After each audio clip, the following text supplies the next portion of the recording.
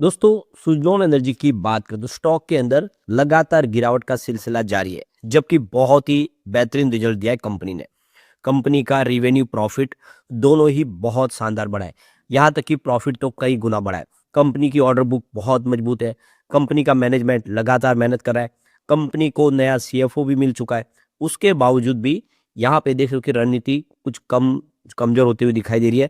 तो क्या है इसके पीछे की वजह, क्यों आखिर सुजलॉन में गिरावट का सिलसिला जारी है, उसको समझने की कोशिश करेंगे। अब इसके बीच में जेपी चलसानी जो कंपनी के सीईओ है, उनकी तरफ से बयान निकल कर आया, उसके क्या मायने उसको समझने की कोशिश करेंगे इस वीडियो के माध्यम से। उन्होंने यहाँ पे आगे की रणनीति को बताया। उन्होंने कहा कि सुजलॉन आने वाले समय में बहुत तेजी से अपने बिजनेस को बढ़ा सकते हैं। उन्होंने कुछ ऐसी जगह चिन्हित की है जहाँ पे वो अपने प्रोजेक्ट लगाएंगे। तो समझ सकते हो कि फ्यूचर तो बहुत ब्राइट है, लेकिन ब्रोकरेज हाउस अभी उतने उत्साहित नहीं है। तो उसके पीछे की वजह को भी समझेंगे इस वीडियो के माध्यम से। लेकिन फ्रेंड्स, उससे पहले अगर आप पहली बार हमारे चैनल पे आए तो चैनल को सब्सक्राइब कर दीजिए, एक बेल आइकॉन दबा दीजिए ताकि जब भी नया वीडियो बने पहला नोटिफिकेशन आपको मिले। वीडियो पसंद आए तो लाइक से जरूर कीजिए। चलो फ्रेंड्स, वीडियो स्टार्ट करते हैं। मैं हूं आपका दोस्त एसपी दवे और हमारे अपने चैनल ऑनलाइन कमाई में आपका बहुत बहुत स्वागत है। सबसे पहले सुजलॉन एनर्जी के कारोबार की बात है। स्टॉक 56.80 पर क्लोजिंग दिया, जहाँ पे 1.56% की गिरावट थी। स्टॉक काफी नीचे आया। लेकिन अगर आप सुजलॉन एनर्जी के पुराने निवेशक, यानी अगर आपने 5-10 साल से निवेश किया हो, तो आपको समझ में आता होगा कि चिंता की बात नहीं है। सुजलॉन हमेशा ऐसे ही बहुत समय तक दबाव में रहता है, उसके बाद में बहुत तेजी से शानदार प्रदर्शन करता है। और आप समझ सकते हो कि इसका जब बिजनेस इतना शानदार है तो आने वाले समय इसका फ्यूचर भी ब्राइट ही होगा। ज्यादा टेंशन लेने वाली बात इस स्टॉक के अंदर नहीं है।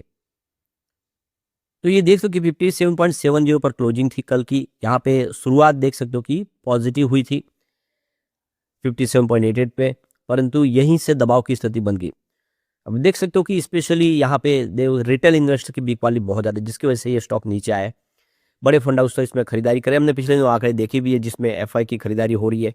म्यूचुअल फंड ने भी जम के खरीदारी की है। तो ये हर बार होता है कि थोड़ा सा पैनिक क्रिएट करते हैं, उसके बाद में रिटेल इन्वेस्टर के जो शेयर है वो सारे के सारे बड़े फंड हाउस के पास ट्रांसफर हो जाते हैं। और आप समझिए ये सारा माहौल बनाने के लिए ब्रोकरेज हाउस इसमें बड़े जिम्मेदार है। ब्रोकरेज हाउस की तरफ से ऐसी रिपोर्टें निकल के आती है, लोगों को डराया जाता है और फिर आप समझ सकते हो कि वो सारे के सारे अपने शेयर सेल कर देते हैं। अब यहाँ पे बहुत बड़ी गुड न्यूज निकल के आ रही है। सुजलॉन एनर्जी ने ऐसी कुछ जगह आइडेंटिफाई की है, उन साइट के माध्यम से वो 23 गीगावाट की नई कैपेसिटी डेवलप कर सकते हैं। तो ये जो लैंड बैंक्स है, ये ईपीसी प्रोजेक्ट के लिए इन्होंने आइडेंटिफाई कर लिए। तो फ्यूचर प्लान क्लियर है। कंपनी कम से कम 23 गीगावाट की कैपेसिटी और आने वर्ष में बढ़ाने जा रही है। और आप समझ सकते हो कि ये इस समय इनका जो तेजी से जो ग्रोथ है वो और आगे बढ़ती हुई दिखाई देगी। बहुत सारे विंड प्रोजेक्ट कंपनी करती हुई दिखाई देगी। इंडिया के बहुत सारे जो निवेशक है जो ग्रीन एनर्जी में निवेश करना चाहते हैं, उनके लिए सुजलॉन अब यहाँ पे एक बड़ी अपॉर्चुनिटी दे रहा है कि उनके पास ऑलरेडी साइट है, वो चाहे तो यहाँ पे निवेश करे, अपने विंड टरबाइन के प्रोजेक्ट लगाए। सुजलॉन उनके लिए विंड टरबाइन बना के देने को तैयार है और उसकी सर्विस मेंटेनेंस भी देखती है कंपनी। और सुजलॉन भी आने वाले समय अपने लिए कुछ प्रोजेक्ट यहाँ पे डेवलप कर सकती है। तो काफ़ी ये बड़ी गुड न्यूज है और इसको अच्छे से हम समझ लेते हैं। तो सुजलॉन एनर्जी के सीईओ जेपी चलसानी का जो बयान निकल कर आया है कि मोर देन 7 गीगावाट जो इस समय कैपेसिटी है 23 गीगावाट में से, वो पाइपलाइन में है। और ये लैंड डेवलप के लिए हमने ऑलरेडी उसकी तैयारी शुरू कर दी है। तो 7 गीगावाट की तो शुरुआत ऑलरेडी हो चुकी है 23 गीगावाट में से, यानी आने वाले समय भी ये 23 गीगावाट की कैपेसिटी है वो आराम से सुजलॉन इंस्टॉल कर सकती है।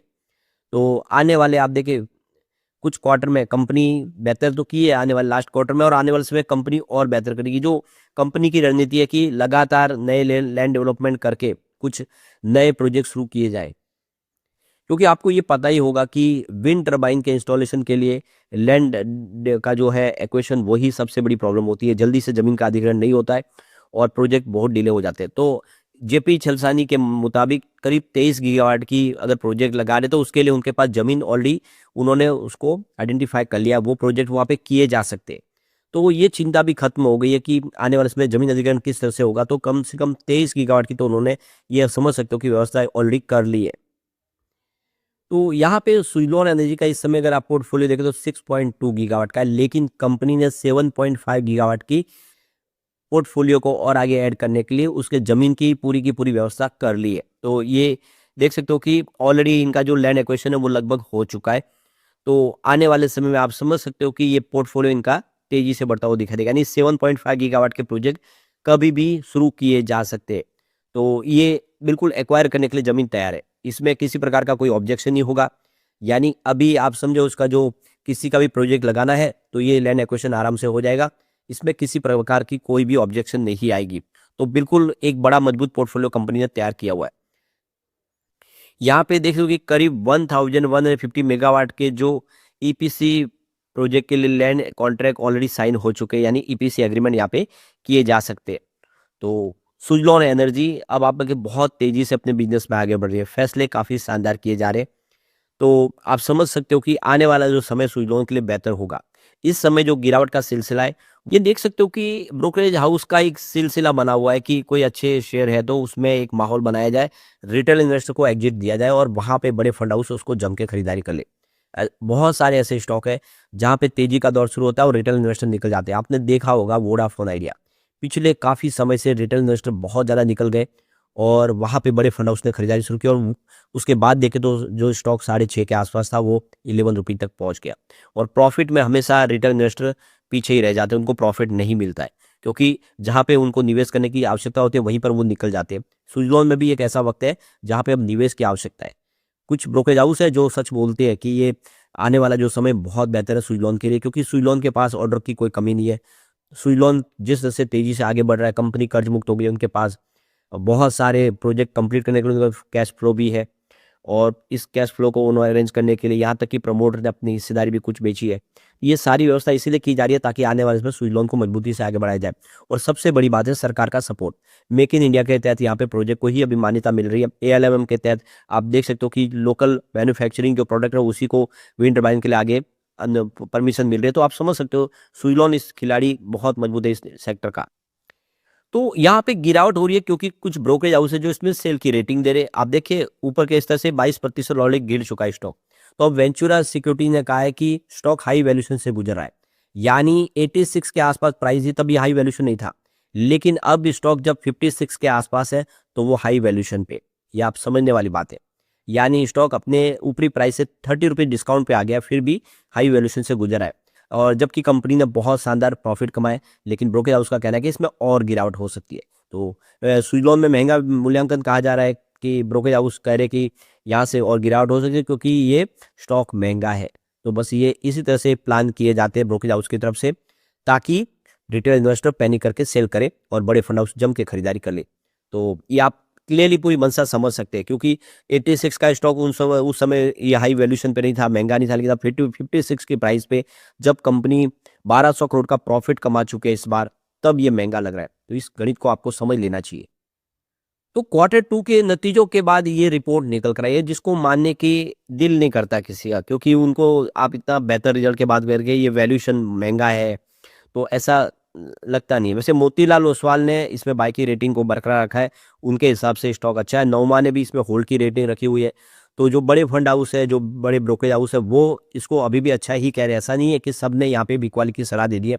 कुछ ऐसे ब्रोकरेज हाउस जो अपनी मंशा पाले हुए कुछ और उसकी वजह से ऐसे सेल के टारगेट देते हैं, लेकिन आपको उसमें भ्रम में नहीं फंसना चाहिए। आपको खुद को उसमें समझ के रिसर्च करके फिर देखना चाहिए कि कंपनी का प्रदर्शन कैसा है और क्वार्टर दर क्वार्टर कैसा कंपनी प्रदर्शन करे। एक समय ये लॉस मेकिंग कंपनी थी, अब बहुत ही शानदार प्रॉफिट मेकिंग कंपनी बनी और निकट भविष्य में कंपनी अब डिविडेंड भी दे सकती है क्योंकि कंपनी के पास अपेक्षा हम कर सकते हैं कि इतना बेहतर अब प्रदर्शन शुरू हो गया है, कंपनी को अच्छा प्रॉफिट हो तो कंपनी डिविडेंड देना चाहिए। तो अब उम्मीद कर सकते हैं आने वाले समय में हम।